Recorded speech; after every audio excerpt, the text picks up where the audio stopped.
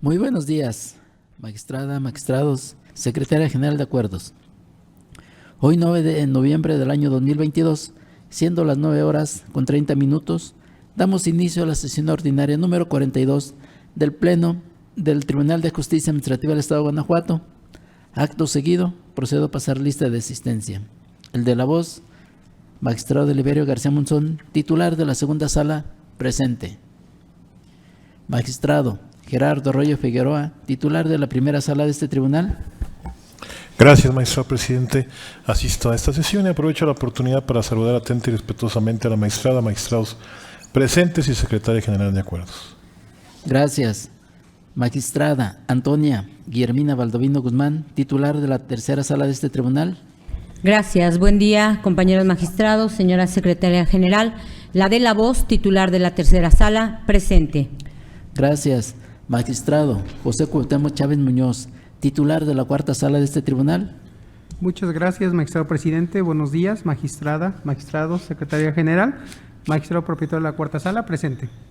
Gracias. Magistrado Arturo Lara Martínez, titular de la sala especializada de este tribunal. Buenos días, magistrada, magistrado, secretaria general, presente. Gracias. Magistrada, magistrados, manifiesto que los presentes expresarán su decisión levantando su mano derecha. Acto continuo, solicito a la licenciada Mariana Martínez Piña, secretaria general de acuerdos de este tribunal, verifique la existencia del quórum legal. Buenos días, magistrada, magistrados. Procedo, magistrado presidente. Una vez verificada la asistencia de los magistrados integrantes de este órgano jurisdiccional, doy fe de que con su presencia integran quórum suficiente para sesionar válidamente, de conformidad con los artículos 8 y 9 del Reglamento Interior del Tribunal de Justicia Administrativa del Estado de Guanajuato. Gracias, señora secretaria general de acuerdos. Verificado el quórum legal, se declara abierta la sesión y le solicito de cuenta del orden del día con los asuntos listados para ponencia. Procedo, magistrado presidente. Informo que el orden del día para esta sesión fue notificado a los integrantes de este pleno y se conforma por la lista de asistencia, la declaratoria de quórum legal, 10 ponencias cuyos índices de tocas, actores y autoridades demandadas están descritos en el mismo orden del día y, por último, asuntos generales. Gracias, señora secretaria general de acuerdos. Atendiendo al orden del día, pongo a su consideración el mismo y a su vez solicito la dispensa de la lectura del acta de la sesión ordinaria anterior al haberse remitido junto con la convocatoria, y en caso de no tener comentario alguno, solicito que la misma se apruebe. Quienes estén a favor de la propuesta, sírvanse manifestarlo levantando su mano derecha.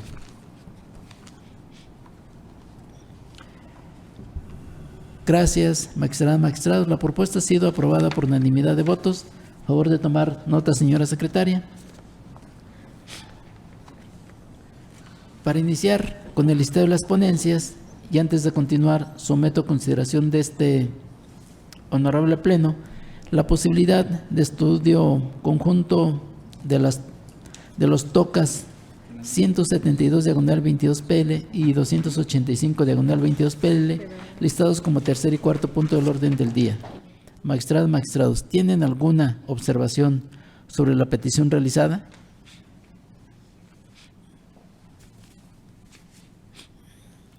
No existiendo ningún comentario, someto a votación de este honorable pleno la referida solicitud y en caso de estar de acuerdo, sírvanse manifestarlo levantando su mano derecha.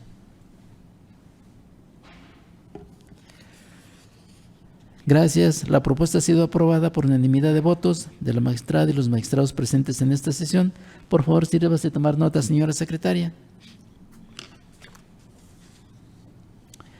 Acto continuo. De manera conjunta, someto a consideración de este honorable pleno las ponencias relativas a los recursos de reclamación tocas 172 diagonal 22 PL y 285 diagonal 22 PL, listados como tercer y cuarto puntos del orden del día, interpuestos por el autorizado de los actores en la instancia de origen, respectivamente en contra del acuerdo de 3 de enero de 2022, pronunciados en el proceso administrativo 4911, diagonal cuarta sala, diagonal 21, y el acuerdo de 24 de noviembre de 2021, pronunciado en el proceso administrativo 4907, diagonal cuarta sala, diagonal 21, por el magistrado de la cuarta sala de este tribunal, en los que se desecharon las demandas presentadas por incompetencia. Para mejor comprensión del asunto que nos ocupa, previo al análisis de los conceptos de agravio hechos valer por la parte recurrente, en cada recurso se considera conveniente precisar los siguientes antecedentes.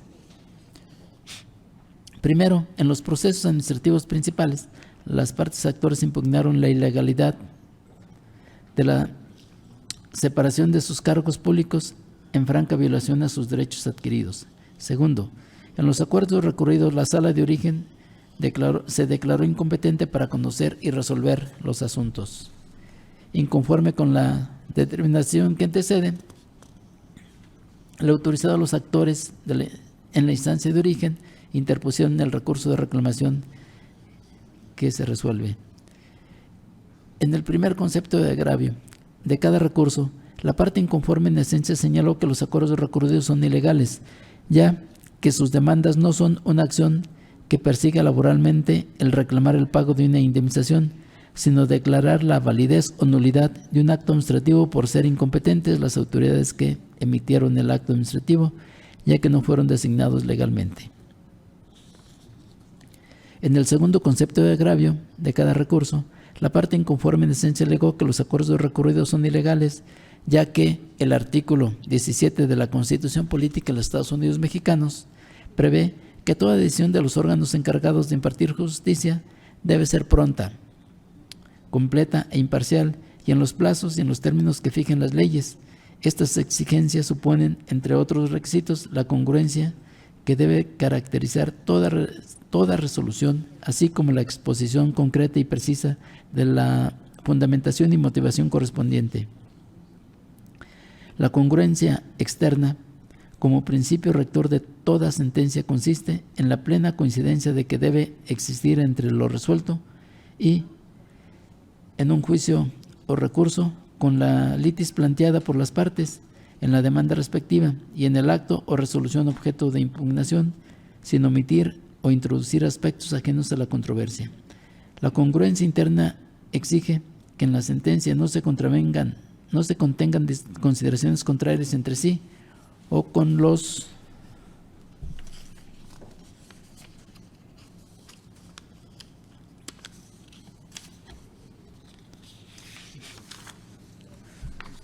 puntos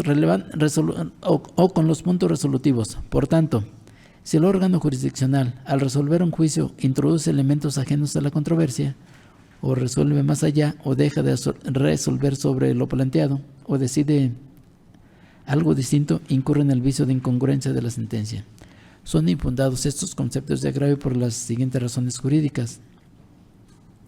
Sobre el particular se impone señalar que el artículo 243, segundo párrafo de la Ley Orgánica Municipal para el Estado de Guanajuato, establece que los actos o resoluciones emitidos por las autoridades municipales, con excepción de los actos del ayuntamiento, podrán ser impugnados optativamente ante los juzgados administrativos municipales o ante el Tribunal de Justicia Administrativa cuando afecten el interés jurídico de los particulares. En ese sentido, el artículo 9, párrafo segundo del Código de Procedimiento y Justicia Administrativa para el Estado de Municipios de Guanajuato dispone que el interesado es quien tiene un interés jurídico, mientras que el artículo 251, fracción primera, inciso A del Código de Procedimiento y Justicia Administrativa para el Estado de Municipios de Guanajuato establece que solo podrán intervenir en el proceso quien tenga interés jurídico. Por su parte, el segundo Tribunal Colegiado en Materia Administrativa y del Trabajo del 16º Circuito del Poder Judicial de la Federación, en el criterio con rubro legitimación para intervenir en el proceso administrativo ante el Tribunal de lo Contencioso Administrativo del Estado de Guanajuato, corresponde solo a quien tenga un interés jurídico. Ha sostenido que el derecho subjetivo se entiende como la facultad o potestad de exigencia cuya institución consigna la norma objetiva del derecho y supone la conjunción de dos elementos inseparables, a saber, una facultad de exigir y una obligación correlativa traducida en el deber jurídico de cumplir con dicha exigencia. Así las cosas, conforme lo expuesto, para la procedencia del proceso administrativo es requisito sine qua non que el promovente cuente con interés jurídico y que acredite que el acto o resolución incombatida afecta de modo cierto e inmediato su esfera de derechos. En esa medida, se destaca que en el proceso administrativo el interés jurídico es el derecho subjetivo tutelado a favor del accionante por una norma jurídica.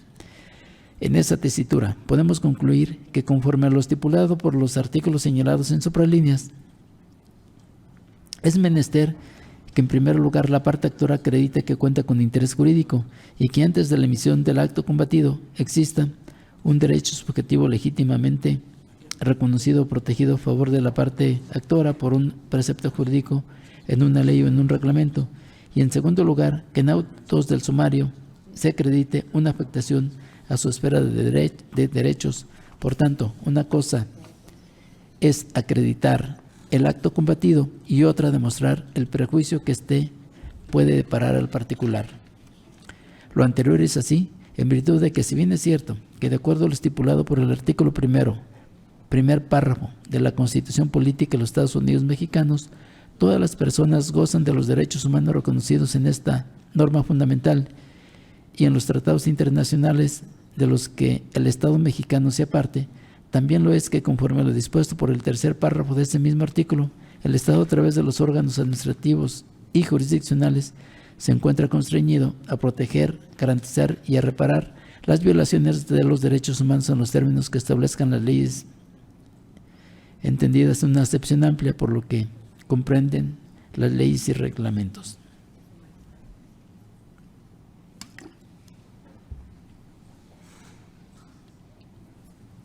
Por ello, debe tenerse presente que en nuestro orden jurídico la reparación de los derechos humanos se encuentra supeditada al reconocimiento y a la protección de una norma jurídica, de ahí que en el proceso administrativo también se debe acreditar la existencia de ese derecho humano que se afirma fue violado y la afectación que sufre por la parte impetrante con la emisión del acto impugnado.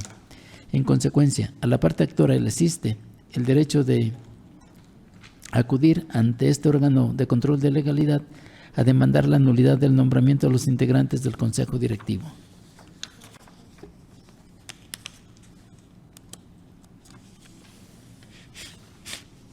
Ahora, si bien es cierto que la designación de los integrantes del Consejo Directivo del Sistema de Agua Potable y Alcantarillado del municipio de San Miguel Allende, Guanajuato, se llevó a cabo por parte del ayuntamiento de esa municipalidad, entonces tiene el carácter de acto administrativo. Y también es verdad que, a pesar de que la parte actora recurrente es un servidor público adscrito al referido organismo operador, este simple hecho no le da la titularidad del derecho que ostenta para impugnar la designación de los miembros del citado Consejo Directivo.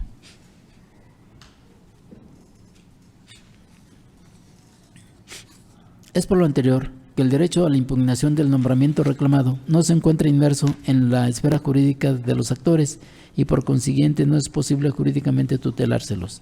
En el tercer concepto de agravio de cada recurso, la parte inconforme en esencia adujo que los acuerdos recurridos son ilegales, ya que es falso que las demandas sean laborales.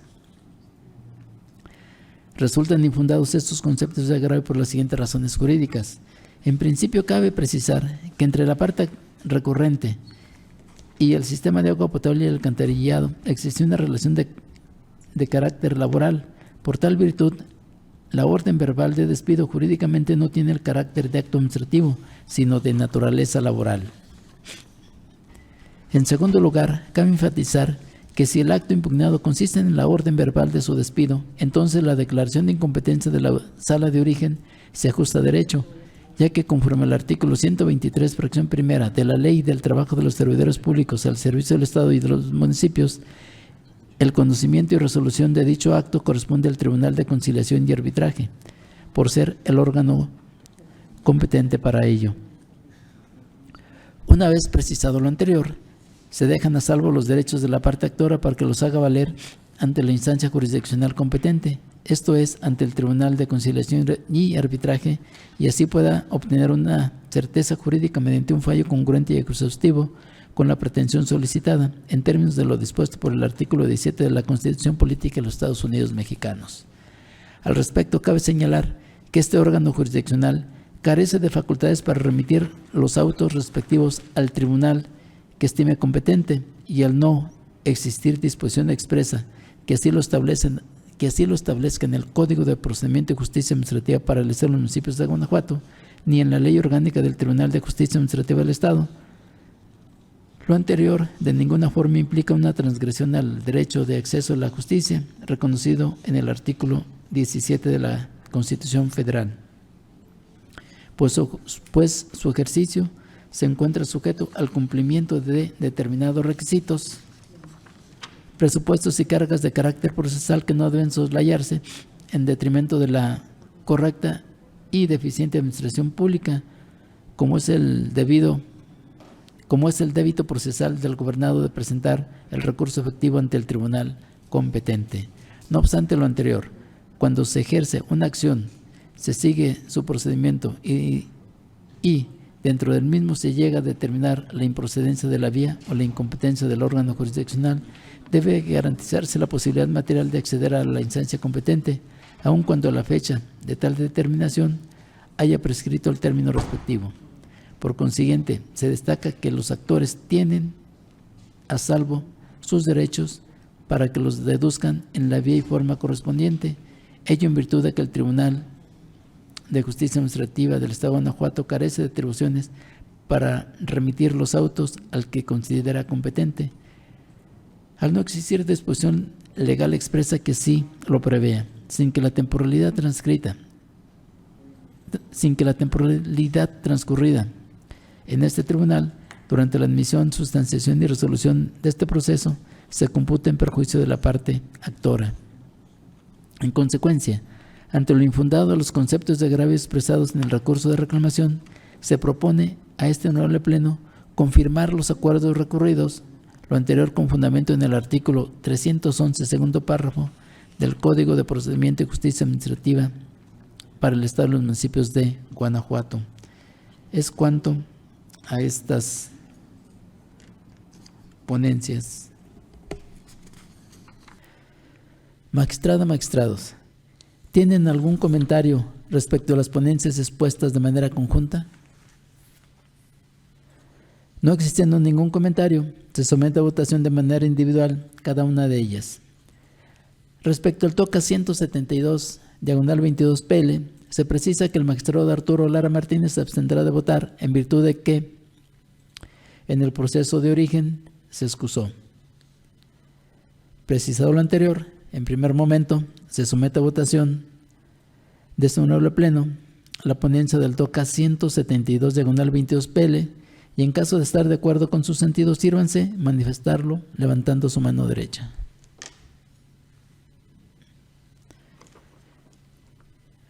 Gracias. La ponencia del TOCA 172, diagonal 22 PL, ha sido aprobada por unanimidad de votos de los magistrados y la magistrada participantes en la votación. En segundo momento, se somete a votación la ponencia del TOCA 285 y en caso de estar de acuerdo con su sentido, sírvanse manifestarlo levantando su mano derecha. Gracias. La ponencia del TOCA 285, diagonal 22 PL, ha sido aprobada por unanimidad de votos de la magistrada y los magistrados presentes en esta sesión. Por favor, sírvase tomar nota, señora secretaria.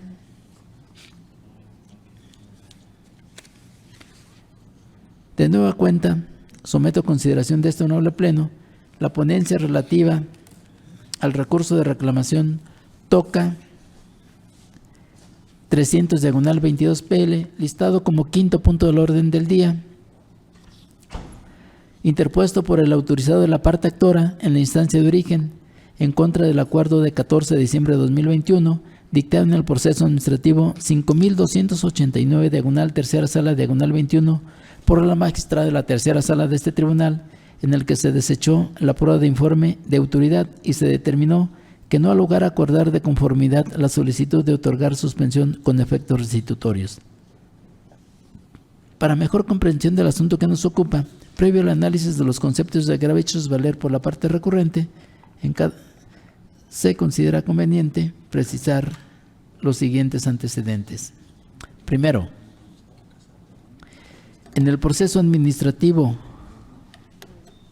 primigenio, la parte actora impugnó el recibo de fecha de emisión 1 de noviembre de 2021 emitido por el Sistema de Agua Potable y Alcantarillado de León. En la demanda se ofreció la prueba de informe y se solicitó la suspensión del acto reclamado. Segundo, en el acuerdo recurrido se desechó la demanda de informe,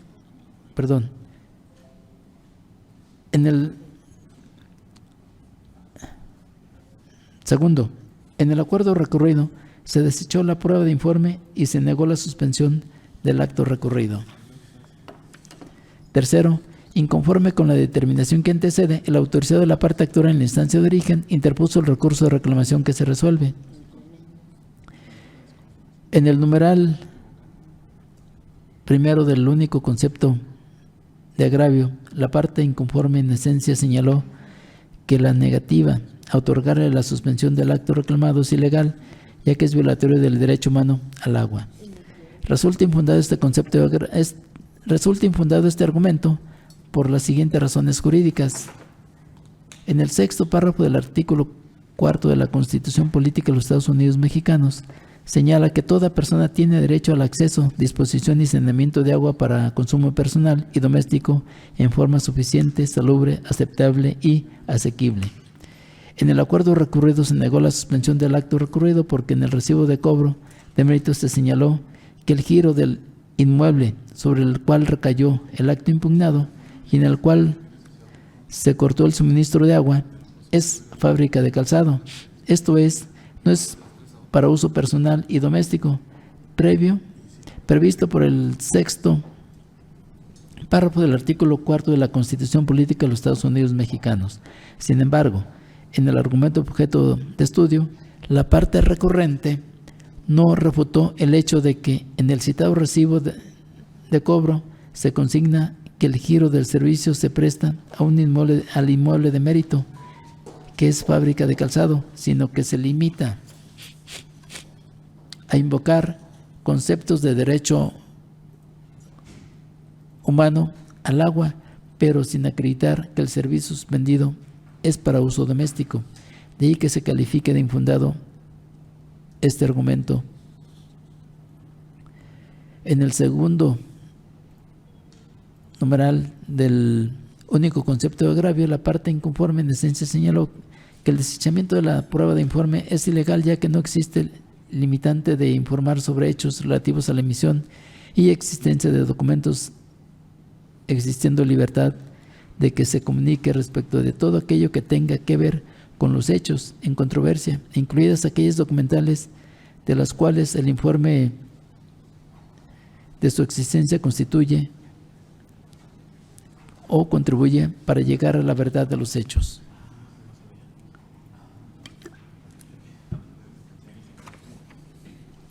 Es infundado este concepto de agravio por las siguientes razones jurídicas.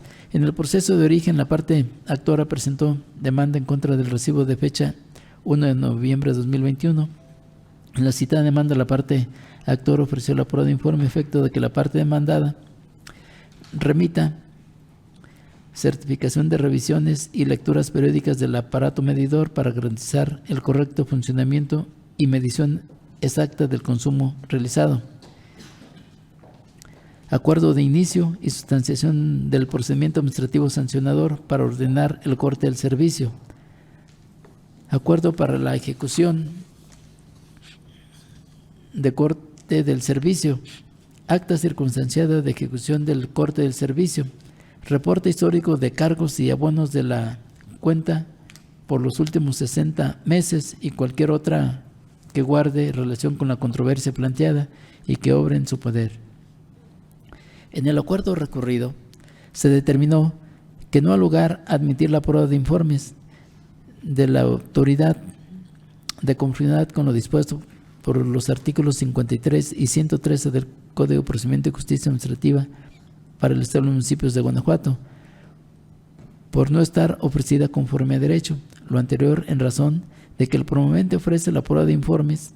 Sin embargo, la oferta como prueba meramente documental y no como prueba de informes de la autoridad, Sobre el particular se precisa que la prueba de informes de la autoridad es aquella mediante la cual el oferente pide al juzgador que le solicite a la autoridad administrativa que ésta comunique por escrito hechos que haya conocido, deba conocer o se presuma fundadamente conoce con motivo o durante el desempeño de sus funciones.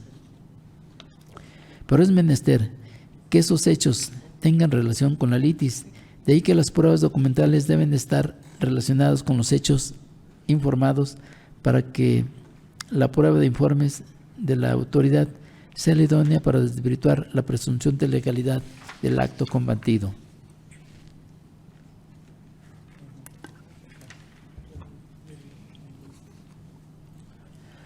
De esta manera, resulta que conforme a lo dispuesto por el artículo 113, primer párrafo del Código de Procedimiento y Justicia Administrativa para el Estado de los Municipios de Guanajuato, la prueba de informes de la autoridad versa sobre hechos y no sobre documentos.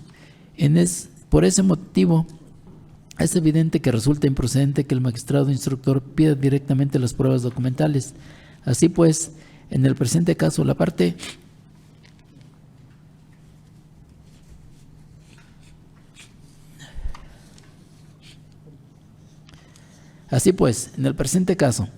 recurrente no solicita al magistrado acuo que le pida a la autoridad informe sobre algún hecho, sino que se limita a solicitar certificación de revisiones y lecturas periódicas del aparato medidor para garantizar su correcto funcionamiento y medición exacta del consumo realizado, de acuerdo al inicio y sustanciación del procedimiento administrativo sancionador para ordenar el corte del servicio, acuerdo para la ejecución de corte del servicio, acta circunstanciada de ejecución del corte del servicio, reporte histórico de cargos y abonos de la cuenta de los últimos 60 meses y cualquier otra que guarde relación con la controversia planteada y que obre en su poder.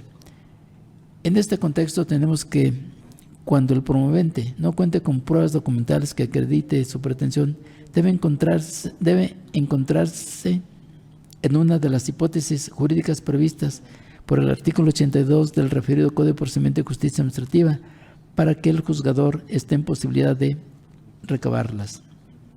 Como se advierte, palmeramente en este artículo se desprenden dos hipótesis jurídicas en las que el juzgador está en posibilidad de recabar las probanzas relacionadas con el acto impugnado. La primera se configura cuando el documento no obra en poder del oferente. Este deberá señalar el archivo o lugar de ubicación para que a su costa se mande expedir copia certificada de ellos o se requiera la revisión cuando ésta sea legalmente posible. Para este efecto deberá indicar con toda precisión los documentos. La segunda se configura cuando no hubiere podido obtener el documento de mérito a pesar de tratarse de un documento que legalmente se encuentra a su disposición. Bastará que acompañe copia de la solicitud debidamente presentada por lo menos 5 días antes de la presentación del escrito de ofrecimiento o de la demanda. Así tenemos que los documentos solicitados por la parte actora deberán ofrecerse en términos del citado artículo 82 y no del pluricitado artículo 113. De ahí que sea ajustada a derecho la no admisión de la prueba de informes de la autoridad. Respecto al argumento expresado en el sentido de que debe concederse la suspensión provisional y de esta forma evitar perjuicios a la salud de la parte actora, resulta inoperante, en razón de que la parte justiciable a través del prohibido impugnado no le negó la suspensión del acto controvertido, ya que por auto del 24 de junio de 2022 se le otorgó la suspensión. Por todo lo anterior y ante la ineficacia de los conceptos de inconformidad expresados en el recurso de reclamación, se propone a este honorable pleno confirmar el acuerdo recurrido, lo anterior con fundamento en el artículo 311, segundo párrafo del Código de Procedimiento y Justicia Administrativa para el Estado de los Municipios de Guanajuato. Es cuanto a esta ponencia. Magistrada, magistrados, ¿tienen alguna observación sobre la ponencia analizada? No existiendo ningún comentario, se somete a votación de este honorable pleno la ponencia analizada y en caso de estar de acuerdo con su sentido, sírvanse manifestarlo levantando su mano derecha. Gracias. La ponencia del TOCA 300, diagonal 22 PL, fue aprobada por unanimidad de votos de la magistrada y los magistrados presentes en esta sesión. Por favor, sírvase a tomar nota, señora secretaria. Para continuar con el listado de las ponencias, cedo el uso de la voz a la magistrada Antonia Guillermina Baldovino Guzmán, titular de la tercera sala de este tribunal, para el desarrollo del TOCA 513, diagonal 22 PL, listado como sexto punto del orden del día. Por favor, adelante, magistrada.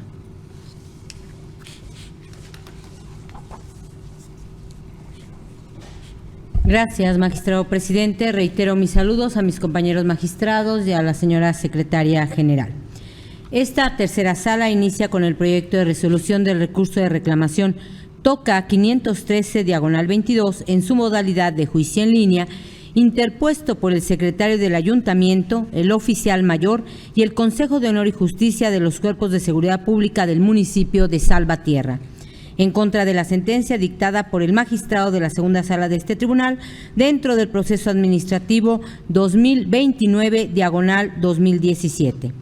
En dicho fallo, se decretó la nulidad total de la destitución del cargo que el actor desempeñaba como policía en el municipio de Salvatierra, así como del procedimiento administrativo de separación que se le instauró.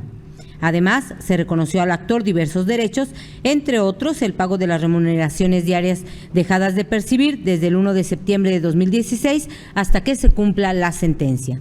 Ahora bien, en su expresión de agravios, las autoridades recurrentes sostienen que la sala no analizó el documento de 15 de septiembre de 2016, donde consta que el actor entregó las prendas y otros instrumentos que tenía bajo resguardo y del cual se infiere que a partir de la fecha de su emisión ya no se presentó a laborar, pues no contaba con los insumos necesarios para hacerlo.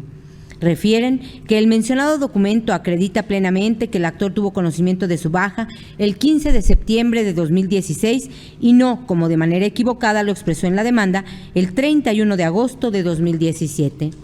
Las autoridades también señalan que resulta inverosímil que el actor haya manifestado que tuvo conocimiento de la baja hasta el 31 de agosto de 2017 y que no se haya percatado que desde septiembre de 2016 dejaron de depositársele las remuneraciones diarias ordinarias. El planteamiento expuesto es infundado. De acuerdo con la fracción cuarta del artículo 261, en relación con el artículo 263, primer párrafo, del Código de Procedimiento y Justicia Administrativa, el proceso administrativo es improcedente contra actos respecto de los cuales hubiere consentimiento tácito. Esto es, cuando en la vía tradicional no se promovió dentro de los 30 días siguientes a aquel en que haya surtido efecto la notificación del acto o resolución impugnada, o aquel en que se haya ostentado sabedor de su contenido o de su ejecución. Cuando se decreta el sobreseimiento por consentimiento tácito, es indispensable que se encuentre plenamente demostrada la fecha que se toma en cuenta para determinar que la demanda se presentó de manera extemporánea, lo cual implica analizar si se practicó conforme a derecho la notificación que en su caso hubiere existido. Además, para verificar la oportunidad en la presentación de la demanda, primero debe dilucidarse si existe una notificación o si debe atenderse a la fecha en que la parte actora manifestó tener conocimiento del acto impugnado. Es decir, si su propio reconocimiento material constituye el punto de partida para determinar la oportunidad de la presentación de ese escrito, y luego computarse el plazo de 30 días a partir de que haya surtido efecto la notificación del acto impugnado o bien a partir de que la parte actora se haya ostentado sabedora. Desde esta perspectiva, el documento de 15 de septiembre de 2016 no es apto para demostrar que en esa fecha se notificó al actor la destitución, baja o separación del cargo de policía municipal, porque ese documento fue emitido con el propósito de dejar constancia de la entrega de bienes de diversos objetos que tenía bajo su resguardo para el desempeño de sus funciones, no para comunicarle su destitución, baja o separación. De modo que si el conocimiento del acto impugnado no debe inferirse con base en presunciones, entonces el citado documento no acredita que el actor haya tenido conocimiento del acto impugnado el 15 de septiembre de 2016. En este contexto, para determinar la oportunidad de la demanda debe tomarse como punto de partida el 31 de agosto de 2017, es decir, la fecha que el actor reconoció haber tenido conocimiento, pues no existe constancia en el expediente de que previo a esa fecha se hubiera notificado al actor la destitución, baja o separación del cargo de policía municipal. Tampoco es inverosímil que el actor haya manifestado que tuvo conocimiento de la destitución, baja o separación hasta el 31 de agosto de 2017, si desde septiembre de 2016 dejaron de depositársele las remuneraciones diarias ordinarias, ya que la omisión de ese pago es un elemento del cual pudiera inferirse que la relación administrativa concluyó o fue suspendido. Sin embargo, no acredita plenamente que el actor haya tenido conocimiento completo y exacto de su destitución, baja o separación del cargo de policía municipal, así como de las razones que hubiesen motivado esa decisión.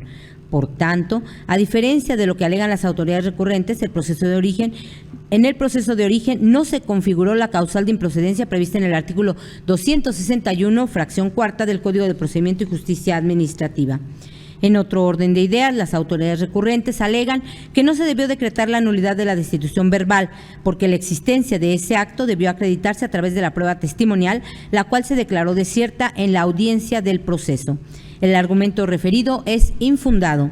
Ciertamente, en el considerando cuarto de la sentencia en materia de este recurso, se indicó que se decretaba la nulidad total de la destitución verbal. Sin embargo, del análisis integral a dicho fallo se desprende que el acto administrativo anulado fue la destitución, baja o separación del actor determinada dentro del procedimiento administrativo de separación.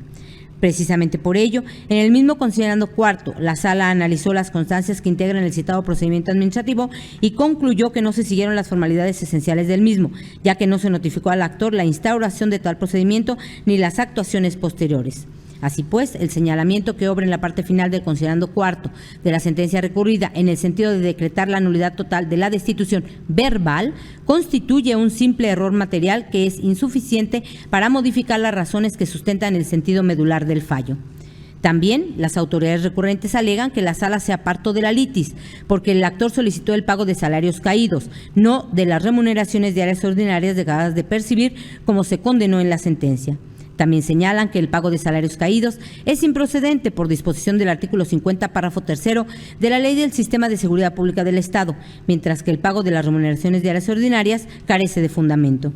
Los razonamientos expuestos son infundados.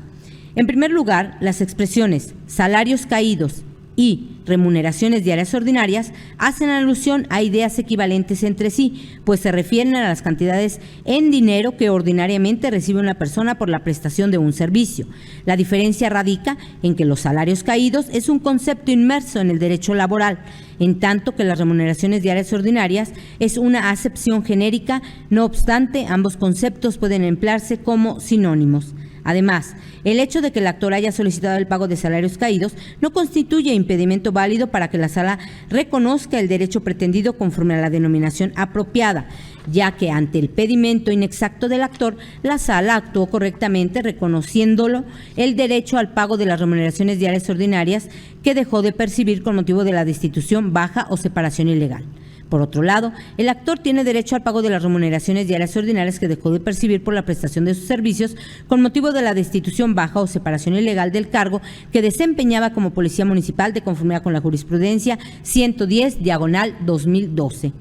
En la ejecutoria de la que derivó dicha jurisprudencia, la segunda sala de la Suprema Corte de Justicia de la Nación sostuvo que el artículo 123, apartado B, fracción 13ª de la Constitución Federal, establece la obligación resarcitoria del Estado a favor de las personas integrantes de instituciones policiales cuando la autoridad jurisdiccional resolviera que la separación, remoción, baja, cese o cualquier otra forma de terminación del servicio sea injustificada mediante el pago de la indemnización y demás prestaciones a las que tenga derecho, es decir, de las remuneraciones diarias ordinarias, así como cualquier otro concepto que percibe una persona por la prestación de sus servicios dentro de una institución policial. Ello ante la imposibilidad absoluta de reincorporar a estas personas servidoras públicas. En cuanto al artículo 50, tercer párrafo de la Ley del Sistema de Seguridad Pública del Estado, cierto es que prohíbe el pago de salarios caídos a las personas integrantes de instituciones policiales del Estado y los municipios de Guanajuato que fueran separados injustificadamente de sus cargos. Sin embargo, este órgano colegiado estima que tal disposición viola en perjuicio del actor los derechos humanos de igualdad y de no discriminación, debido a su condición de integrante de una institución policial municipal, y por ello lo procedente es su inaplicación.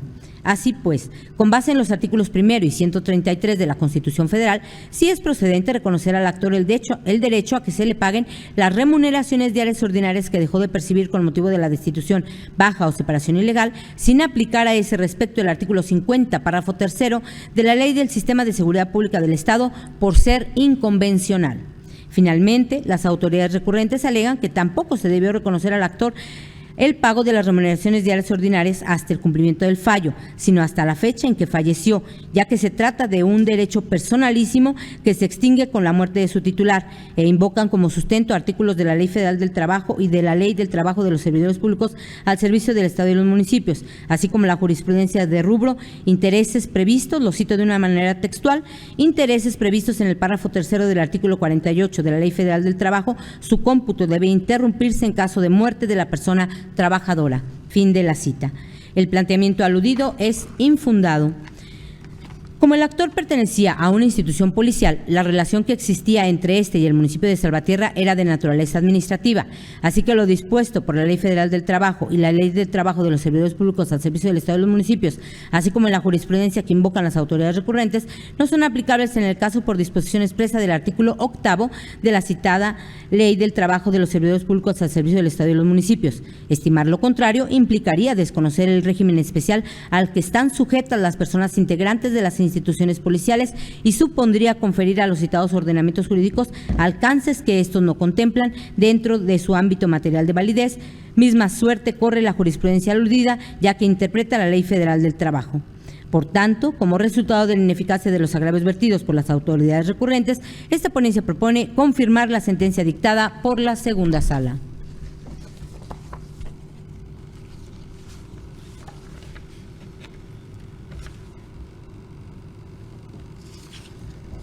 Gracias, magistrada Antonia Guillermina Baldomino Guzmán. Magistrada, magistrados, ¿tienen alguna observación sobre la ponencia expuesta? No existiendo ninguna intervención, someto a votación de este honorable pleno la ponencia analizada. Y en caso de estar de acuerdo con su sentido, sírvanse manifestarlo levantando su mano derecha.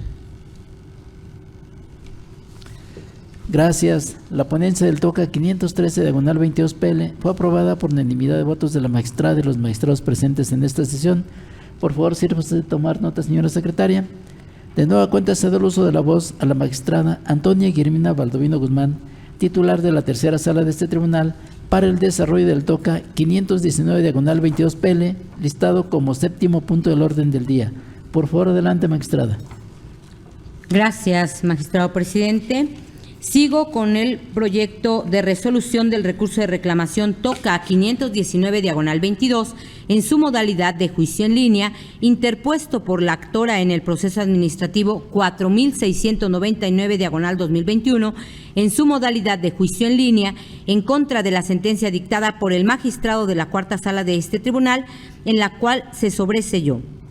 Como nota introductoria, referiré que el 12 de agosto de 2021, la ahora recurrente por su propio derecho y en representación de su hijo menor de edad, presentó un escrito donde solicitó al secretario de Seguridad Pública del Estado el pago de la indemnización, así como de la beca que establecía el entonces vigente artículo 59-1, fracciones primera, inciso B y segunda, inciso D, de la Ley del Sistema de Seguridad Pública del Estado por el fallecimiento de su esposo, quien se desempeñó como suboficial A, adscrito a la Comisaría General de las Fuerzas de Seguridad Pública del Estado. En respuesta, el titular de la Dirección General Jurídica y Derechos Humanos de la Secretaría de Seguridad Pública del Estado de Guanajuato emitió el acto impugnado en el proceso de origen, a través del cual comunicó a la ahora recurrente que la citada Secretaría no era competente para atender su solicitud de indemnización, sino la Secretaría de Finanzas, Inversión y Administración del Estado, y respecto a la beca le indicó que debía realizar el trámite correspondiente para obtener la beca guardián. Seguido el trámite respectivo, la cuarta sala dictó la sentencia correspondiente, decretando el sobreseimiento al considerar que el proceso resulta improcedente, porque habría prescrito el derecho del actor a solicitar el pago de la indemnización y de la beca. Ahora bien, en su expresión de agravios, la recurrente alega que la sala no debió decretar el sobreseimiento con base en el argumento que la autoridad hizo valer hasta la contestación de la demanda, ya que debió haberlo expuesto desde que emitió el acto impugnado. Asevera que al contestar la demanda, la autoridad perfeccionó el acto impugnado al haber planteado el argumento relacionado con la prescripción del ejercicio del derecho previsto en el artículo 59-1, fracciones primera, inciso B, y segunda, inciso D, de la Ley del Sistema de Seguridad Pública del Estado, lo cual no es factible de conformidad con el artículo 282, párrafo segundo del Código de Procedimiento y Justicia Administrativa. Tal planteamiento es infundado. Las causas de improcedencia del proceso administrativo regulado en el Código de Procedimiento y Justicia Administrativa tienen el carácter de presupuestos procesales que deben ser atendidos previamente a la decisión de fondo, porque el análisis de las pretensiones solo puede llevarse a cabo si el proceso se ha tramitado conforme a los lineamientos establecidos en el citado Código, pues de no ser así, la autoridad jurisdiccional estaría impedida para resolver sobre la controversia propuesta. Precisamente por lo anterior, el citado código en el último párrafo del artículo 261 impone a las salas de este tribunal la obligación de examinar de oficio, esto es, sin importar que las partes lo aleguen, si en los asuntos sometidos a su jurisdicción se actualizan las causales de improcedencia descritas en dicho precepto normativo, lo que significa que si derivado de ese estudio oficioso advierten que se actualiza alguno de los supuestos de improcedencia, podrán hacerlo valer en la sentencia correspondiente, siempre que se encuentre plenamente demostrada. Desde esta perspectiva, el hecho de que hasta la contestación de la demanda la autoridad recurrente haya argumentado que se actualizaba la causal de improcedencia prevista en el artículo 261, fracción séptima del Código de Procedimiento y Justicia Administrativa en relación con el artículo 104 de la Ley del Trabajo de los Servidores Públicos al servicio del Estado y de los municipios, no impedía a la sala decretar el sobreseimiento en el proceso de conformidad con el artículo 262, fracción segunda del citado Código, si consideraba que se actualizaba la apuntada causal de improcedencia precisamente por la oficiosidad del estudio de esos presupuestos procesales. Por tanto, como resultado de la ineficacia de los agravios vertidos por la recurrente, esta ponencia propone confirmar la sentencia dictada por la cuarta sala.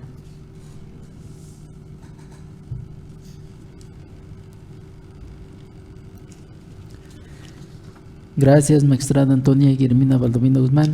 Magistrada, magistrados, ¿tienen alguna observación sobre la ponencia expuesta? No existiendo ningún comentario ni observación, se somete a votación de este honorable pleno la ponencia analizada. Y en caso de estar de acuerdo con su sentido, sírvanse a manifestarlo levantando su mano derecha. Gracias. La ponencia del TOCA 519/22 PL fue aprobada por unanimidad de votos de la magistrada y los magistrados presentes en esta sesión. Por favor, sírvase a tomar nota, señora secretaria. Una vez más, cedo el uso de la voz a la magistrada Antonia Guillermina Baldomino Guzmán, titular de la tercera sala de este tribunal, para el desarrollo del TOCA 510/22 PL, listado como octavo punto del orden del día.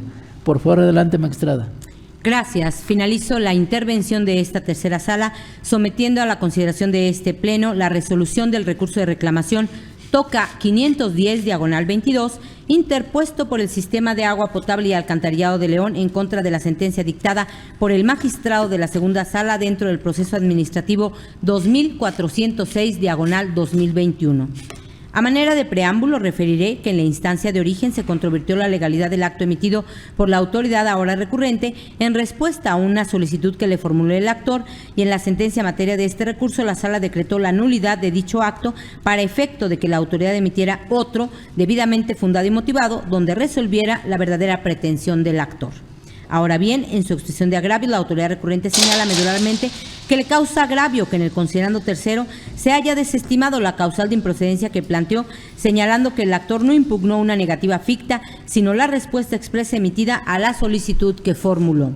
Refiere que en la contestación de demanda argumentó que en el acto impugnado atendió lo peticionado por el actor, que dicho acto se encuentra debidamente fundado y motivado, y también que el artículo 8 de la Constitución Federal no obliga a emitir una respuesta favorable al actor. Tal planteamiento es infundado. En el escrito de contestación, específicamente en el apartado denominado excepciones y defensas, la autoridad indicó que no se configuraba la negativa ficta, de ahí que en el considerando tercero del fallo recurrido, al analizar las causales de improcedencia, la sala se haya pronunciado en torno a tal señalamiento, precisando que el actor no combatía una negativa ficta, como erróneamente mencionaba la autoridad, sino que presentó la demanda en contra del oficio de 21 de mayo de 2021, emitido en respuesta a la solicitud presentada el 21 de abril del mismo año. Ahora, Es cierto que la autoridad ahora recurrente también expuso al contestar la demanda que en el acto impugnado atendió debidamente lo peticionado por el actor, que dicho acto se encuentra debidamente fundado y motivado y que el artículo 8º de la Constitución Federal no obliga a emitir una respuesta favorable al actor. Sin embargo, como tales manifestaciones fueron expuestas a fin de controvertir la eficacia de los conceptos de impugnación, no fueron abordadas en el considerando tercero porque, como ya se explicó, ese apartado se circunscribió al estudio de las causales de improcedencia. Finalmente, la autoridad alega en esencia que del escrito presentado por el actor no se desprende que haya planteado una situación concreta o que se refiera a un domicilio específico. Solo mencionó las condiciones particulares de medidas en pulgadas de las cuales desea conocer el costo. Derivado del anterior, sostiene que fundó y motivó debidamente el acto impugnado al mencionar los costos por la prestación de los servicios señalados en el escrito petitorio. Tal aseveración es infundada porque del escrito que el actor presentó a la ahora autoridad recurrente se desprende que sí planteó situaciones jurídicas concretas referentes a un inmueble determinado y además solicitó que iniciara un procedimiento administrativo para determinar los términos y condiciones en los cuales se le prestarían los servicios públicos a su cargo, a saber, de suministro de agua, alcantarillado, tratamiento y reuso de aguas residuales, y que le proporcionara cierta información relacionada con el cobro de las cantidades y conceptos que el actor detalló en su escrito petitorio, lo cual se aprecia en la imagen que se plasmó en la sentencia. Es decir, el actor no solicitó únicamente los costos por la prestación de los servicios señalados en el escrito petitorio. De ahí que, tal como resolvió la sala, el acto impugnado no se encuentra suficientemente motivado, ya que se sustentó en el artículo 16, fracción tercera de la Ley de Ingresos para el municipio de León para el ejercicio fiscal del año 2021, pero no se pormenorizaron las circunstancias especiales que la autoridad tomó en consideración para la emisión del acto, a fin de demostrar que en el caso se realizó el supuesto de hecho que condiciona la aplicación del precepto legal invocado.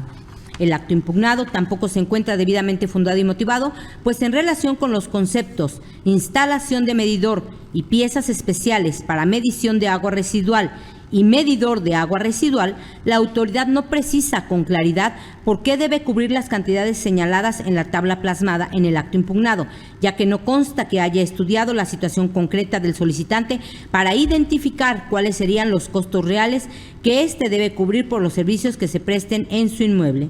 Además, la autoridad no se pronunció sobre la solicitud de iniciar el procedimiento administrativo a efecto de determinar los términos y condiciones en los que en el domicilio del actor se prestarían los servicios públicos a su cargo, a saber, de suministro de agua, alcantarillado, tratamiento y reuso de aguas residuales.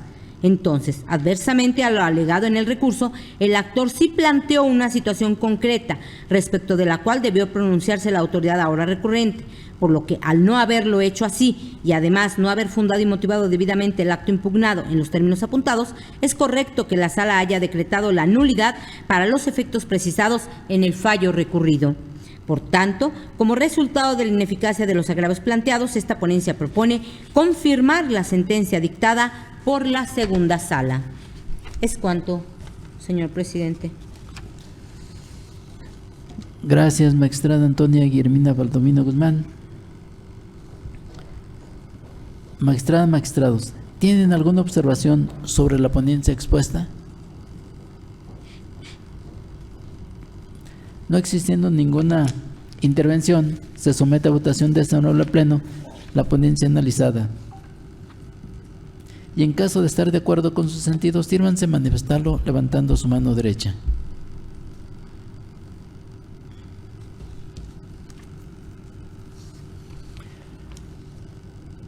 Gracias. La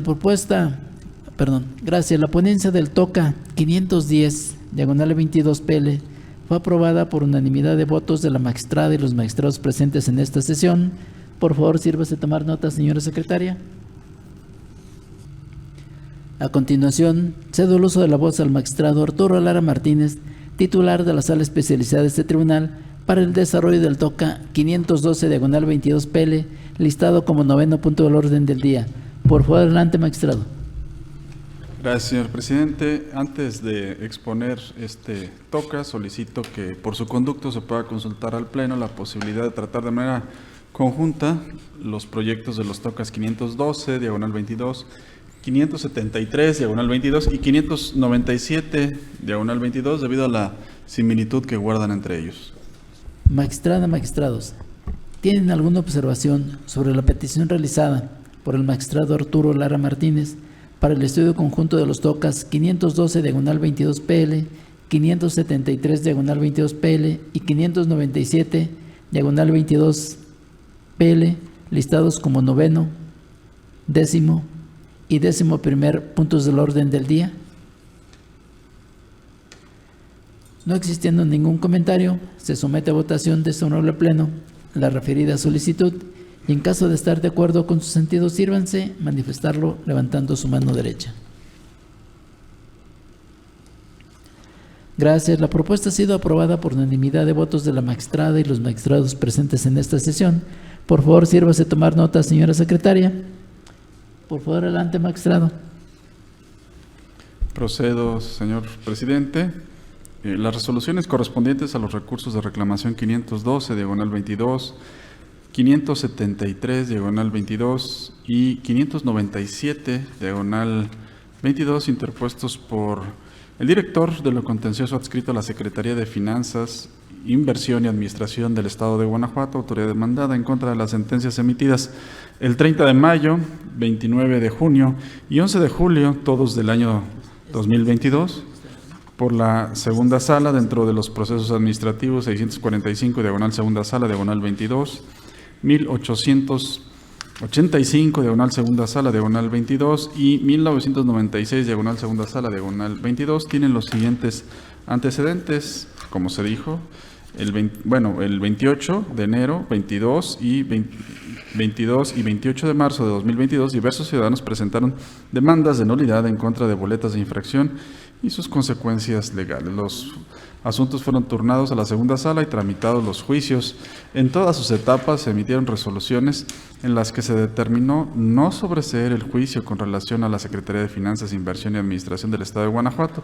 Se decretó la nulidad de los actos impugnados y se condenó a la autoridad demandada a la devolución actualizada de las cantidades que la parte actora pagó bajo el concepto de multa, así como el pago de intereses. Inconforme con dichas sentencias, la Secretaría de Finanzas, Inversión y Administración del Estado de Guanajuato interpuso los presentes recursos de reclamación. El agravio, donde la recurrente sostiene que los procesos debieron sobreseerse con relación a ella, ya que las oficinas recaudadoras ya no están adscritas a la Secretaría de Finanzas, Inversión y Administración del Estado de Guanajuato, es infundado. Atentos a lo siguiente.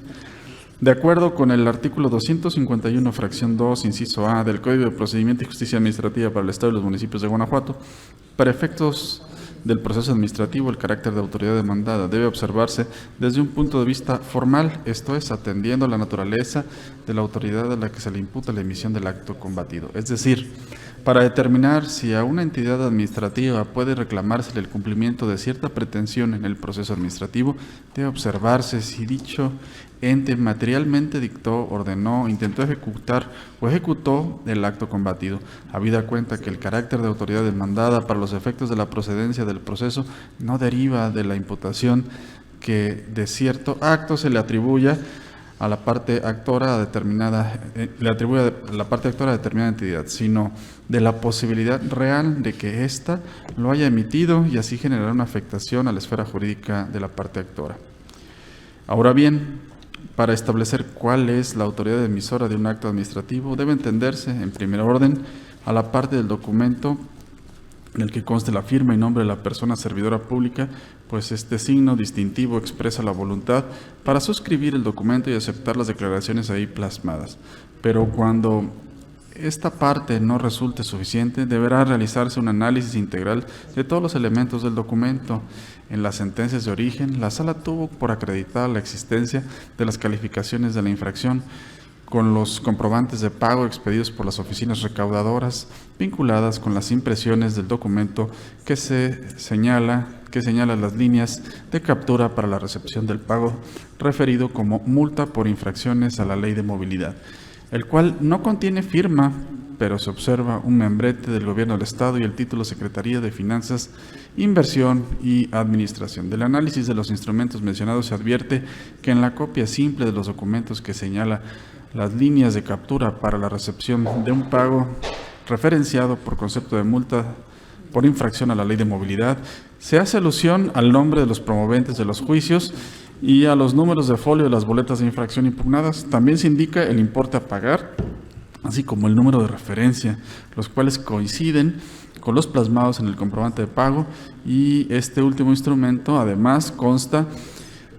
que el pago fue efectuado a favor de la Secretaría de Finanzas, Inversión y Administración del Estado, autoridad recurrente, lo cual no fue refutado por dicha autoridad. Así las cosas, como los pagos de las multas impuestas a la parte actora con motivo de las boletas de infracción impugnadas fueron realizados a favor de la Secretaría de Finanzas, Inversión y Administración del Estado, entonces sí tiene el carácter de autoridad demandada, pues con independencia de que en esa fecha contara con las atribuciones para recibir los pagos, lo relevante es que al haberlo hecho, la citada Secretaría ejecutó las multas impuestas, con lo cual actualiza uno de los supuestos para reconocerle el carácter de autoridad demandada.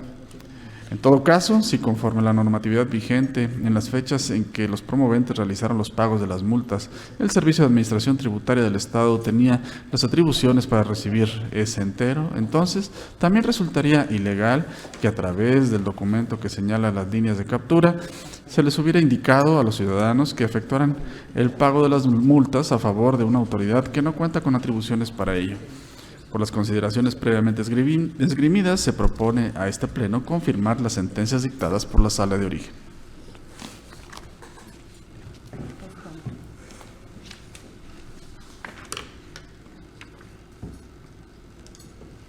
Gracias, magistrado Arturo Lara Martínez. Magistrada, magistrados, ¿tienen algún comentario u observación sobre las ponencias expuestas de manera conjunta? No existiendo ningún comentario, se someten a votación de su honorable Pleno de manera individual cada una de ellas. Y en primer momento se somete a votación la ponencia del TOCA 512/22PL. En caso de estar de acuerdo con sus sentidos, sírvanse manifestarlo levantando su mano derecha. Gracias. En segundo momento se somete a votación la ponencia del TOCA 573/22PL, y en caso de estar de acuerdo con sus sentidos, sírvanse manifestarlo levantando su mano derecha. Gracias. Y en tercer momento se somete a votación de este honorable Pleno la ponencia del TOCA 597/22PL, y en caso de estar de acuerdo con sus sentidos, sírvanse manifestarlo levantando su mano derecha. Gracias. Las ponencias de los TOCAs 512/22PL, 573/22PL y 597/22PL han sido aprobadas por unanimidad de votos de la magistrada y los magistrados presentes en esta sesión. Por favor, sírvase tomar nota, señora secretaria. Para finalizar con el listado de las ponencias, cedo el uso de la voz al magistrado José Cuauhtémoc Chávez Muñoz, titular de la cuarta sala de este tribunal, para el desarrollo del recurso de apelación SEAG 19/21PL, listado como 12º punto del orden del día. Por favor, adelante, magistrado. Muchas gracias, magistrado presidente. Buenos días de nueva cuenta, magistrada, magistrado, secretaria general. Inicio la ponencia de la cuarta sala refiriéndome al recurso de apelación 19/21, interpuesto por el presunto responsable en contra de la resolución dictada por el magistrado de la sala especializada dentro del procedimiento de responsabilidad administrativa 32/20, mediante la cual se tuvo por acreditada la responsabilidad administrativa que se le atribuyó al presunto responsable y se le impuso una sanción. Les comparto algunos antecedentes procesales en el presente resumen. La autoridad investigadora elaboró el informe de presunta responsabilidad administrativa, en el cual determinó la existencia de la presunta falta a cargo del presunto responsable. La conducta imputada fue que el servidor público realizó actos para apropiarse de 3 bienes propiedad del municipio de San Miguel de Allende, Guanajuato, lo cual consideró la autoridad genera un decremento del erario público al ser recursos materiales propiedad del municipio, señalándose que dicha actuación del servidor público implica una contravención en las normas, ya que los bienes que se le dieron en calidad de resguardo al momento de dejar de fungir como servidor público adscrito a la Contraloría Municipal tuvo que hacer la entrega de los bienes en las condiciones que le fueron otorgadas. Sin embargo, y pese a diversas diligencias que se realizaron para solicitarle la entrega de los bienes, nunca se realizó. la entrega respectiva. También se destacó por la autoridad investigadora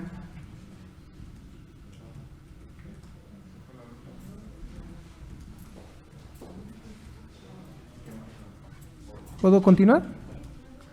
También se destacó por la autoridad investigadora que en caso de no realizar la entrega de los bienes era posible de conformidad con los lineamientos generales en materia de racionalidad, austeridad y disciplina presupuestal para el ejercicio fiscal 2018 de la Administración Municipal de San Miguel de Allende, Guanajuato. En caso de pérdida, robo o extravío se podría realizar una reposición de los bienes siempre y cuando estos cumplieran con características iguales o superiores a los bienes no devueltos.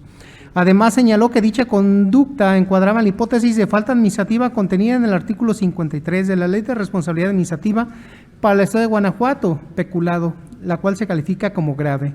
Mediante acuerdo, la autoridad sustanciadora admitió el informe de presunta responsabilidad y dio inicio al procedimiento de responsabilidad administrativa. Nuevamente, mediante otro diverso acuerdo, la autoridad sustanciadora ordenó remitir a la sala especializada el expediente original del referido procedimiento administrativo, debido a que la conducta reprochada al presunto responsable implica una falta grave, el cual se radicó y seguido el trámite respectivo, la sala especializada dictó la resolución correspondiente, la cual tuvo por acreditada la responsabilidad administrativa del sujeto a procedimiento y le impuso la sanción de inhabilitación temporal por un periodo de 10 años. Inconforme con el sentido de esta, el presunto responsable interpuso el presente recurso de apelación que se resuelve. Así tenemos que los motivos de disenso expuestos por la recurrente a juicio de esta ponencia y de este pleno resultan ineficaces para revocar o modificar la sentencia recurrida en los agravios señalados como primero, segundo y quinto. Indica en esencia el apelante que las autoridades no dieron importancia a la intención del sujeto a procedimiento, que desde el inicio se intentó subsanar las observaciones imputadas, lo cual resultaba relevante, dado que de haberse tomado en cuenta tal cuestión, el tipo administrativo habría sido otro completamente diverso, el cual no le afectaría económicamente con una sanción pecuniaria y con la imposibilidad de trabajar como servidor público por el lapso ya referido. Pues bien, tales motivos de disenso a juicio de esa ponencia resultan ineficaces, se explica.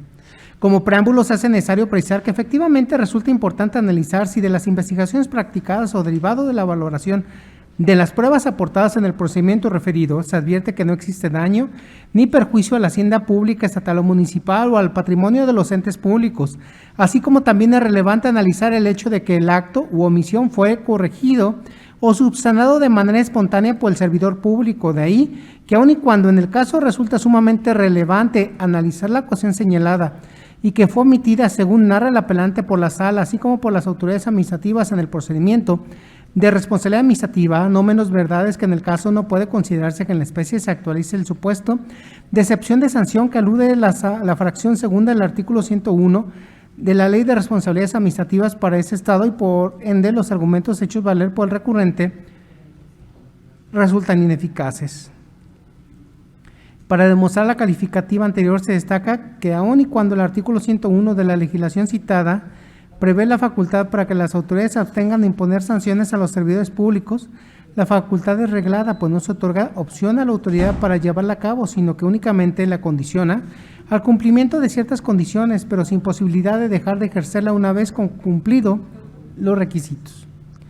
Es decir, el beneficio previsto por el artículo 101 de la Ley de Responsabilidades Administrativas para el Estado deberá ser motivo de análisis por parte de la autoridad con base en las circunstancias de tiempo, modo y lugar, para llevar a la conclusión de que, no obstante se trata de una conducta grave, quedó plenamente acreditada la espontaneidad del servidor público para corregir su indebido actuar sin estímulo externo y de manera voluntaria, lo cual será materia de escrutinio y valoración por parte de la autoridad para concluir si procede o se abstiene de iniciar el procedimiento administrativo de responsabilidad y sancionar al servidor público respectivo. En el particular tenemos que las constancias y elementos probatorios cobran en el expediente de responsabilidad administrativa. Se observa la existencia de oficios de requerimiento de las autoridades municipales inscritos o suscritos por el presunto responsable. Manifestó respecto a los 3 bienes reprochados que se encuentran en proceso de solventación. Sin embargo, mediante oficio suscrito por el Contralor Municipal, se informó al presunto infractor que aun y cuando se dejaron diversos bienes en el área de informática con el objeto de ser reemplazados por los bienes faltantes, ninguno de ellos cumplió con las características requeridas, por lo que se le otorgó un plazo de 3 días hábiles para presentar los bienes faltantes. Conforme a lo anterior, este tribunal en pleno concluye que no puede considerarse en especie se actualiza el supuesto de excepción de sanción a que alude la fracción segunda del artículo 101 de la referida ley. Lo anterior, porque como quedó acreditado con la valoración de las pruebas ofrecidas por las partes, se obtiene que efectivamente la devolución realizada por el presunto responsable no se llevó a cabo de manera espontánea, es decir, voluntario por iniciativa propia, sino derivada de los acontecimientos que se originaron con motivo de los requerimientos y observaciones que fueron realizados por las autoridades municipales, de tal modo que no puede entenderse que haya realizado la devolución de manera espontánea. Por ende, no obstante que haya intentado subsanar las observaciones que derivado en el procedimiento de responsabilidad de mérito y bajo su concepción estime no haberse causado daño ni perjuicio a la hacienda pública o al patrimonio de los entes públicos, lo cierto es que la entrega de 3 diversos bienes para reponer o subsanar los que no fueron entregados al momento de llevarse a cabo la entrega-recepción no la realizó de manera espontánea y por tal razón no se surte el efecto de excepción de imposición de sanción administrativa que se refiere a la fracción segunda del artículo 101 de la ley referida. Consecuentemente es que resultan ineficaces los agravios en estudio, máxime que como se desprende de los elementos probatorios descritos, los bienes que entregó en reposición el sujeto al procedimiento de acuerdo con lo determinado por la autoridad municipal, ninguno de ellos cumplió con las características requeridas y tal cuestión no es controvertida en el recurso interpuesto, por tanto no existe constancia que acredite que los recursos públicos fueron devueltos o reemplazados por otros de igual o de mejor calidad. No pasa inadvertido que el apelante expone que en sus agravios que el 22 de febrero del año 2021, mediante oficio dirigido al Contralor, se intentó subsanar las observaciones que derivaron del procedimiento de responsabilidad administrativa, pues hizo entrega de 3 diversos bienes para reponer o subsanar los que no fueron entregados al momento de llevarse a cabo la entrega-recepción. Sin embargo, refiere también el apelante que tales bienes se entregaron como reposición fueron devueltos sin que el área de sistemas valorara los mismos. Empero, tales argumentos resultan ineficaces y no benefician al apelante, pues se reitera que cualquier devolución que hubiera realizado el apelante, ello no se hizo de manera espontánea, por lo cual no surte el supuesto ya referido. Por otra parte, en el agravio señalado como cuarto, el inconforme sostienen que en términos generales la aplicación del artículo 78, fracción cuarta, inciso B de la ley ya referida, se trata de una norma discriminatoria y por tanto a criterio de la parte recurrente debe ser inaplicado a la luz del derecho de igualdad jurídica. Pues bien, tal argumento a criterio de este tribunal en pleno resulta inoperante al tenor de la jurisprudencia sustentada por la Suprema Corte de Justicia de la Nación.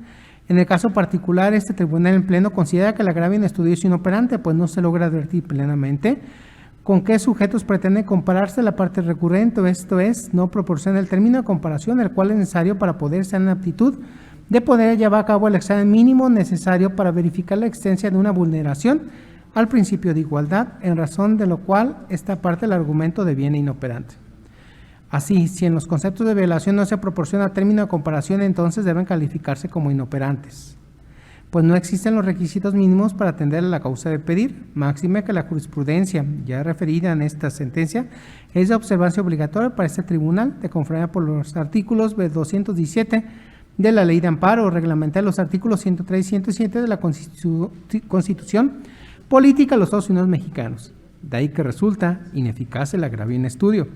En tales términos, este tribunal en pleno considera que la norma no es contraria a la Constitución o a los tratados internacionales en materia de derechos humanos, por ende, contrario a lo que estima la parte recurrente, la norma aludida no tiene méritos para ser inaplicada. En ejercicio del control difuso, no se soslaya por este órgano colegiado que el apelante en el agravio en estudio cuarto también argumenta que el sancionar con una inhabilitación de 10 años al aplicarse el artículo 78, fracción cuarta, inciso B de la ley multireferida, ello implica una violación a su derecho fundamental a la libertad de trabajo previsto por el artículo 5 constitucional. Alude la parte recurrente en esencia que no es admisible la aplicación de una norma que impida o dificulte llegar al servicio público con base en sus méritos. Pues bien, tales motivos de disenso resultan de igual manera ineficaces, dado que la aplicación del artículo ya referido prevé que la sanción a un servidor público por una falta grave puede consistir en una inhabilitación de 10 años, no vulnera el derecho a la libertad de trabajo que consagra el 5 constitucional. Como lo alega el aquí recurrente, se explica el referido artículo consagrar el derecho de todas las personas a dedicarse a la profesión, industria, comercio o trabajo que escojan, siempre y cuando estos sean lícitos, estableciendo solo 2 supuestos en que esta libertad puede darse: por determinación judicial, cuando se ofenden los derechos de terceros, o por resolución gubernativa dictada en los términos que marque la ley, cuando se ofendan los derechos de la sociedad. Los lineamientos que garantizan la llamada libertad de comercio en términos del primer párrafo del artículo 5º constitucional se sustenta a su vez en principios fundamentales que constituyen requisitos necesarios que deben darse para que se haga exigible ese derecho humano, ya que la libertad de comercio no se prevé de manera irrestricta y limitada, sino que se condiciona a la satisfacción de los mencionados presupuestos. De conformidad con el texto anterior, además de las sanciones que suspensión, destitución y sanción económica, el sujeto de responsabilidad administrativa puede ser de inhabilitado de 10 mínimo a 20 máximo años para desempeñar otro empleo, cargo o comisión públicos, si el monto de la afectación de la falta administrativa excede de 200 veces el valor diario de la unidad de medida y actualización. Pero en cuanto no se cause daño o perjuicio ni exista beneficio o lucro alguno, se podrá imponer de 3 meses a 1 año de inhabilitación. Lo anterior permite afirmar que el artículo 78, fracción cuarta, inciso B de la multirreferida ley, no vulnera la garantía de libertad de trabajo tutelada por el 5º constitucional. Los derechos fundamentales, como es el caso, no pueden ejercerse en forma irrestricta y sin ningún control, cuando se presente la situación en que un funcionario lleva a cabo una conducta considerada como falta grave. Es por las consideraciones anteriores que lo argumentado en ese sentido por el apelante resulta ineficaz. Finalmente, en el agravio señalado como tercero, el recurrente sostiene en términos generales que la resolución del magistrado de la sala especializada no encuentra debidamente fundada ni motivada. Sin embargo, tales argumentos resultan ineficaces. En consecuencia, basta imponerse de la lectura de la resolución en estudio, misma que fue transcrita en los antecedentes del presente fallo, para advertir que las exigencias a las que alude el artículo 16 constitucional fueron satisfechas por la sala de origen. Cierto, la sala expresó los fundamentos legales y las tesis que consideró aplicables, además las razones jurídicas por las que desestimó los argumentos planteados por la autoridad en el acto impugnado, por lo que es incuestionable que las exigencias citadas en el 16 constitucional se colmaron plenamente. En otras palabras, la sentencia merece calificarse como debidamente fundada y motivada, además de congruente y exhaustiva, en virtud de que, como se ha visto, se analizó la conducta atribuida al presunto responsable en el procedimiento administrativo que se desprendió de los argumentos vertidos por la autoridad, los cuales se confrontaron con los argumentos defensivos expuestos por el sujeto a procedimiento.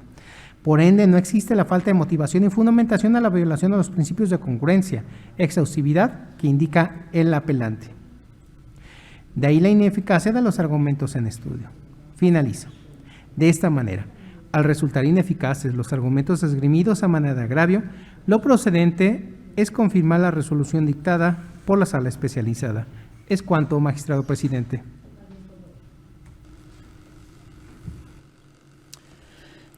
Gracias, magistrado José Cuauhtémoc Chávez Muñoz. Magistrada, magistrados, ¿tienen alguna observación sobre la ponencia expuesta? No existiendo ninguna intervención, se somete a votación de este honorable pleno la ponencia analizada. Y en caso de estar de acuerdo con su sentido, sírvanse manifestarlo levantando su mano derecha. Gracias. La ponencia del recurso de apelación SEAG 19/21 PL fue aprobado por unanimidad de votos de la magistrada y los magistrados presentes en esta sesión. Por favor, sírvase tomar nota, señora secretaria. A continuación, señora secretaria, le solicito de cuenta de los asuntos generales. Gracias, magistrado presidente.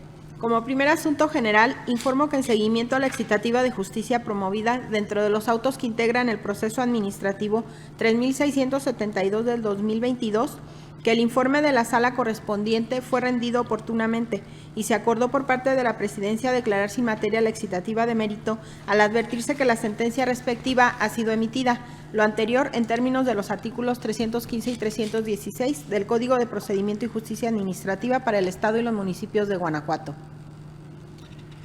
Gracias, señora secretaria general de acuerdos. Magistrada, magistrados, ¿tienen algún comentario sobre el asunto relativo a este punto? No existiendo comentario alguno, se declara sin materia la excitativa de mérito. Continúe, por favor, con los asuntos generales, señora secretaria. En tal sentido, informo como segundo asunto general que fue promovida por el autorizado de la parte actora excitativa de justicia dentro de los autos que integran el proceso administrativo 1173 de 2018. Derivado de lo anterior, la promoción fue debidamente acordada y se encuentra en vías de notificación a las partes.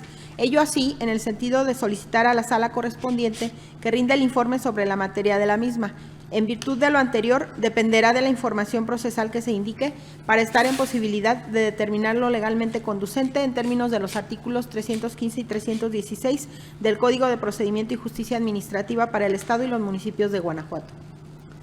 Gracias, señora Secretaria General de Acuerdos. Magistrada, magistrados, ¿tienen algún comentario sobre el asunto relativo a este punto? No existiendo comentario alguno, esta presidencia acordará lo conducente y posteriormente se dará cuenta al Pleno de ello. Continúe, por favor, señora secretaria.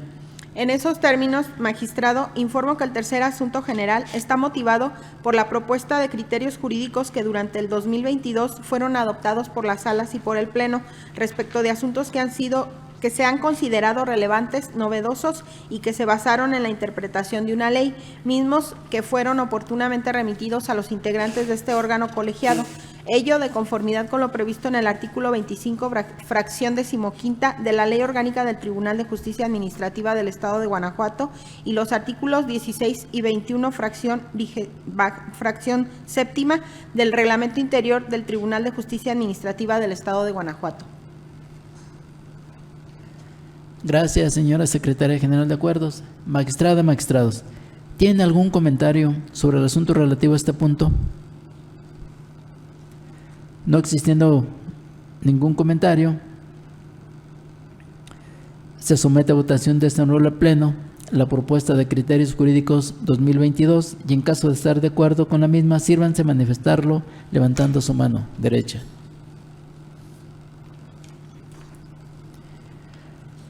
Gracias. La propuesta fue aprobada por unanimidad de votos de la magistrada y los magistrados presentes en esta sesión. Favor de tomar nota, señora secretaria.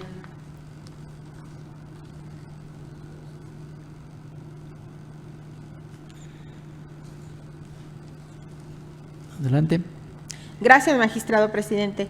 Como cuarto asunto general, informo que han sido recibidos los comentarios a la iniciativa a efecto de adicionar los artículos 63-1 y 63-2 de la Ley de Responsabilidades Administrativas para el Estado de Guanajuato, de tal forma que se somete a su consideración para efecto de su aprobación y posterior remisión al Congreso del Estado para los fines legislativos que resulten convenientes la opinión jurídica realizada a la antes referida iniciativa. Lo anterior con fundamento en lo previsto por el artículo 25, fracción 16ª de la Ley Orgánica del Tribunal de Justicia Administrativa del Estado de Guanajuato. Gracias, señora secretaria general de Acuerdos. Magistradas, magistrados, ¿tienen algún comentario sobre el asunto relativo a este punto? No existiendo